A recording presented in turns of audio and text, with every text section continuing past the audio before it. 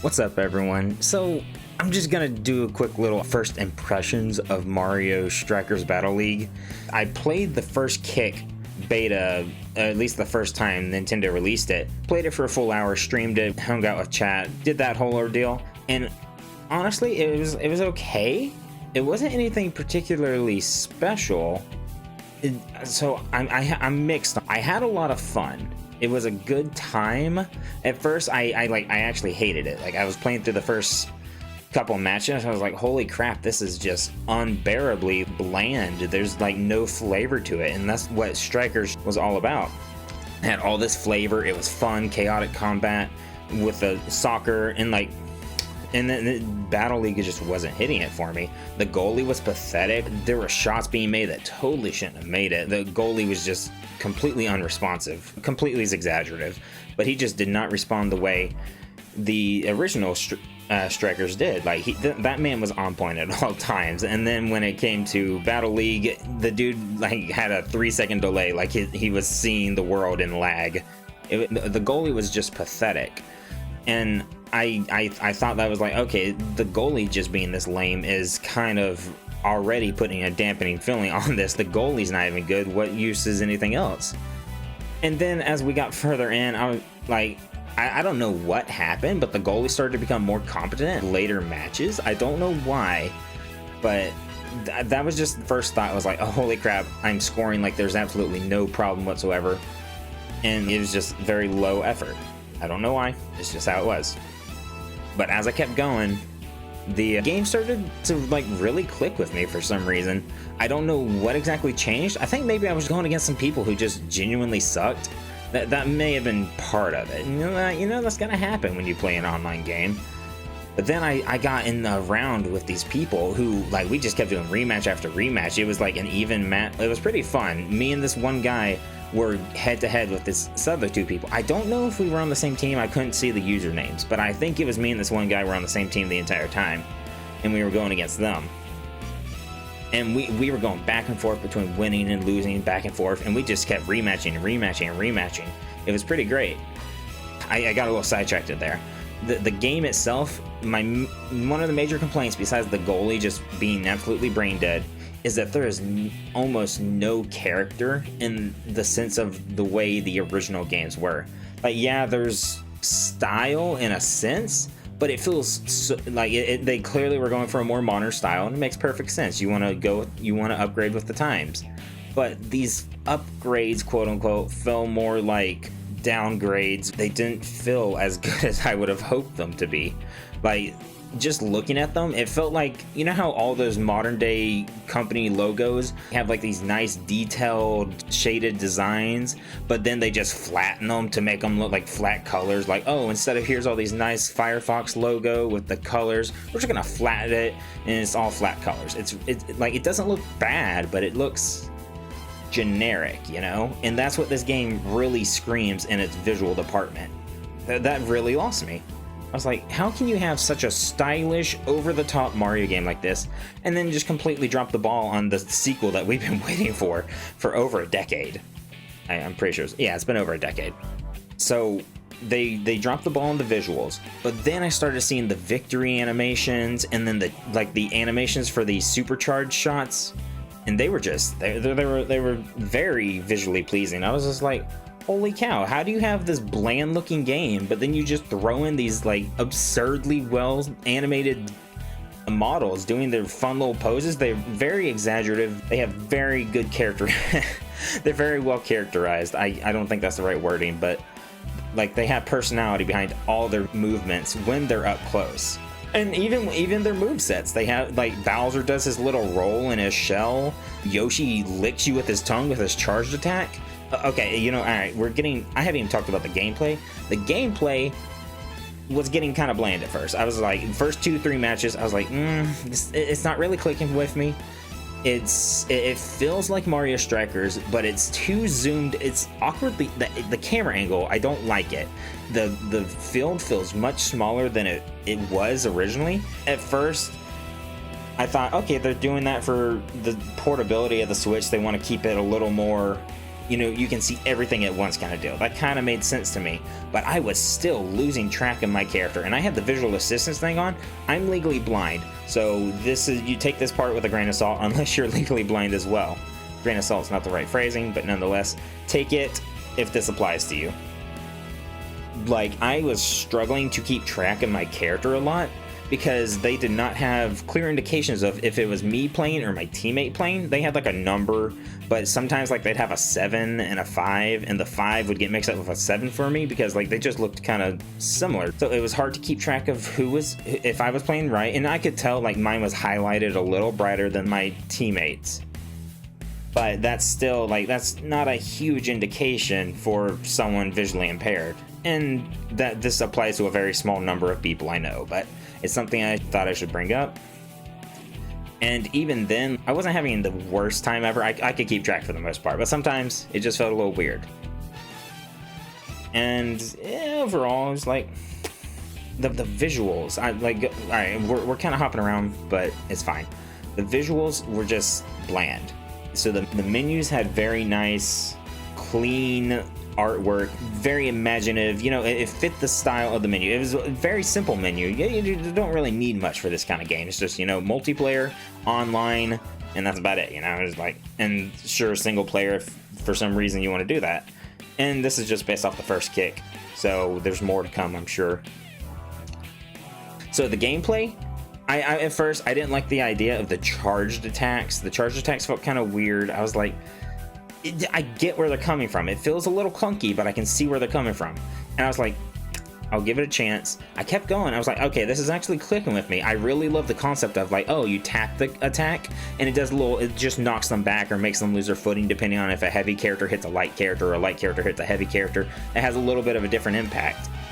I like that. That was cool. And then a charged attack, some have further reaches, like Bowser does a freaking roll that just nails anybody within the range of his roll, and that thing launches. You can stretch pretty far with that attack. And then Yoshi has a stretched tongue to where he waggles, so it has a wide range. And then like the more all-around characters like Mario, his is pretty standard. It's just like you got to be up in their space and you got to make sure to hit. But it still works. And then it comes to the items. The items were disappointing. I don't know if they planned to have more, but all we really had was a mushroom, which made you go fast, like in the originals. A green shell works the same way as it does in Mario Kart. A red shell, same thing for Mario Kart. And then a star, same thing for Mario Kart. It makes you invincible. Let me go back. All right. So the green shell, you launch it, it bounces around until it hits you or enemy. A red shell, it targets your nearest enemy. And the banana, you launch it and it sits there until somebody slips on it. It can hit you or a teammate or an enemy. Yeah, nobody's invincible against certain items. And the star makes you invincible. You can charge through anybody. It seems like they only give that to you if you're clearly losing. It seems like the weapon balance seems a little better, so I'll give them that. And then they have these giant bombs, kind of like in Mario Strikers, to where it's just an enormous bomb, and it can take out an entire team if you're strategic with it. But that's kind of it. Like, that's not the worst thing in the world, but even the original game had more items. Like, they had the frost shells, triple bombs, triple shells. They just had a bit more variety. Probably not I'm not remembering exactly, but not an enormous amount of variety. But they had more items than this base game does. And that just seems a little lame to me. Maybe they did it for balancing reasons. I know for sure they got rid of the triple stuff because the fields are clearly smaller, so that's understandable. But they could have replaced those triple items with like a few more, just something else, I can't think of anything off the top of my head, but I would have really liked to see the frozen shells to make a comeback at least. Okay, so I didn't touch the gear at all. I don't think the gear is even touchable in the first kick, but the designs look awesome. Like, I don't like the concept of gear. It changes the stats of the characters too much. And there's gonna be a meta, and I don't like metas in these kind of games. I feel like it ruins the fun. Like, each character should just have their baseline stats and that's it, and just add more characters instead of costumes. But since they're going the costume route, at least the costumes look pretty awesome. And I'm sure they're gonna update the game with more, and they're gonna be just as stylish and cool. So at least on the style route of these costumes, they look good. And the player models, I was checking them out after stream, and they look so good. Like they look like they're almost from movies. Now they don't kind of like the quality in the video when you're playing the game itself. It doesn't seem to look as good, but again, I'm legally blind, so maybe it just doesn't hit for me. When you're like checking out, trying on your different gear, or you're looking at the cutscenes, they look fantastic. Very well animated, very full of personality. It's so nice. Like Nintendo, they did a good job here. I can't say too much on the balancing of characters because I'll be honest, the only characters I really played were Bowser and Yoshi, and I liked Yoshi for his medium to more speed, and I liked Bowser for his tackling abilities, and overall just he felt like he ruled the field if you were smart with him. Now, one thing I would highly recommend about this game is to play with a friend if you can, because playing with randos is just infuriating. I can't say it. The word that makes you angry. Because playing with randoms who just don't know how to share the ball, being a ball hog, have no idea of concept of being a good teammate and passing around, it's a little frustrating, especially when you're on like the brink of winning and then they just completely ball hog it and screw you over and let the other team win. So I would definitely recommend this being more for teams, and I wasn't able to test out any of the team maneuvers of like, you know, punching you behind and giving you a boost, because like you can't really collaborate with someone who you have no communication with other than like just hopefully being able to read each other's mind. And you know, sometimes when you play with each other, the guy I was playing with, he picked up on a few cues, he figured out what I was doing, I picked up on what he was doing, but overall it's almost impossible to do that like fully unless you're playing with someone you know and are currently communicating with. What else do I have to say? The fields. Okay, the fields were boring.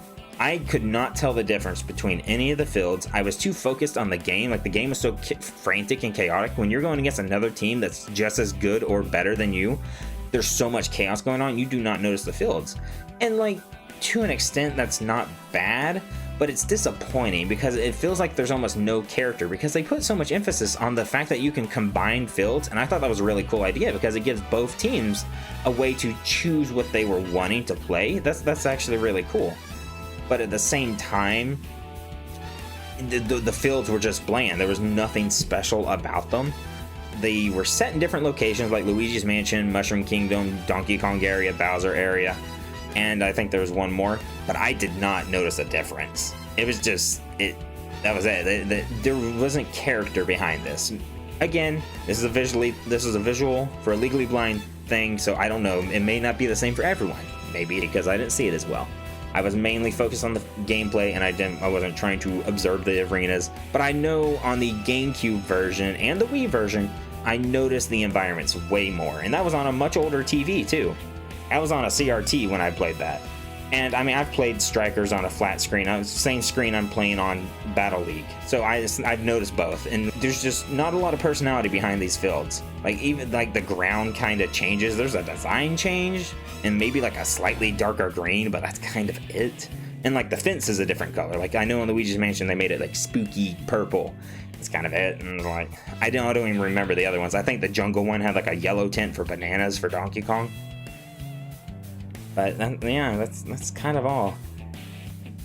You know, I can say this. I am glad they added a visual assistance to the game. I don't really know the difference because as soon as I turned the game on, I did turn the visual assistance on, just assuming I would need it.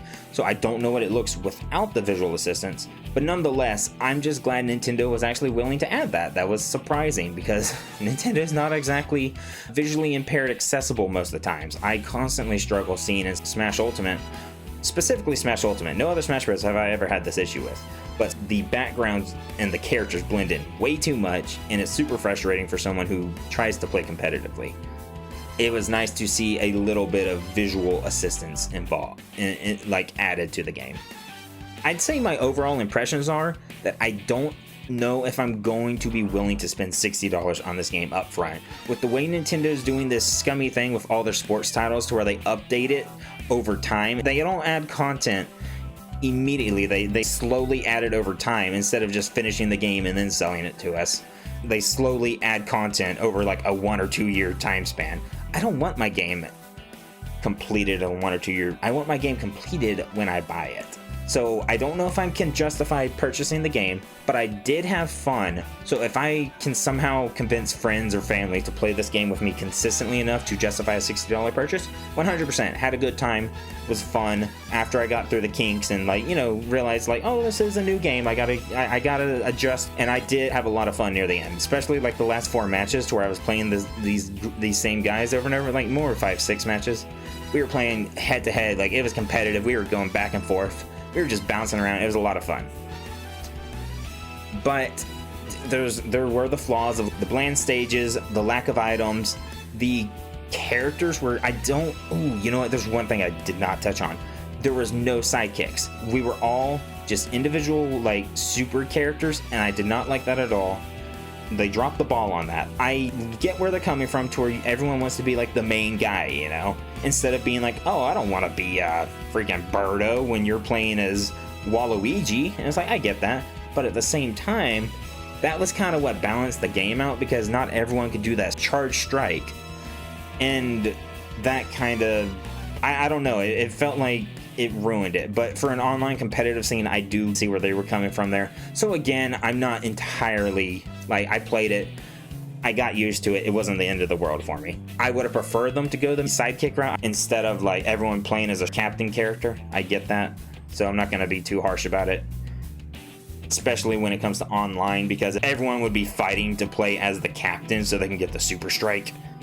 One other thing about the super strike, they made it absurdly small for no reason. I can't see, I have such an unfair advantage as a legally blind person that I cannot see the super strike meter anymore. I can't land that. They made it so big in the original games, and then they just shrunk it down to an absurd reason. It makes no sense that they would make it that small, for the fact that a lot of people are going to play this game portably on their Switch, hanging out at friends' houses.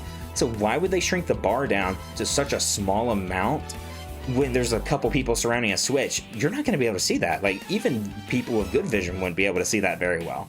So it was very frustrating. I had a very big disadvantage when it came to online, because I could not use the Super Strike to the same capability as others. Alright, so now here's the actual conclusion. Graphics were pretty bland. They had a lot of creativity and personality in the models, so much fluid animation. They had the characters, you could tell what kind of person they were just off of their facial expressions and their emotes. It was great. The environments, boring, bland, didn't really notice much about them. The artwork, while sometimes a little bland, the menus looked awesome, and the striker charged kicks, they were still kind of bland. They felt good, very well animated. I think they lasted a little longer than I would have liked. And for the last bit, the gameplay. It's fun, it's different, but fun. And if you can get friends to play with you, and maybe even set up a league to actually play and up in the ranks, I would recommend playing it. It's fun. I don't know how they're going to go about doing that when the game actually comes around. Everyone knows Nintendo's track record, so there's no telling how well it'll actually be, but I'm gonna give them the benefit of the doubt and say that it'll probably be pretty fun to get with friends. It's up to you on whether you think you can justify $60 for an unfinished Mario sports game that'll eventually be finished, and we don't know how much content they'll be adding over time. Hopefully it'll be a lot, hopefully tons of new characters, new fields, maybe new modes. I would love some new modes with mini games and missions. That may be a stretch, but who knows. And absolutely characters. I feel like everyone's looking for Daisy. This is this ain't gonna happen, but I would absolutely love to see Link or the Inklings kind of come in as extra DLC, kind of like how they did in Mario Kart 8. That's not gonna happen because it's called Mario Kart, Mario Strikers. But who knows? I would just love to see the Inklings in kind of a situation to where they can be stylized like this. But either way, it's up to you in the end on whether you can justify the price. If you got friends and family who would play it with you regularly, go for it. If you don't think you would play online after the initial high of the game, maybe wait until you can get it cheaper. It's a Nintendo game, so that probably won't happen. But who knows, sometimes you get lucky. Alright, remember to like, subscribe, and if you don't, you're cringe. Thanks for watching, and have a good day.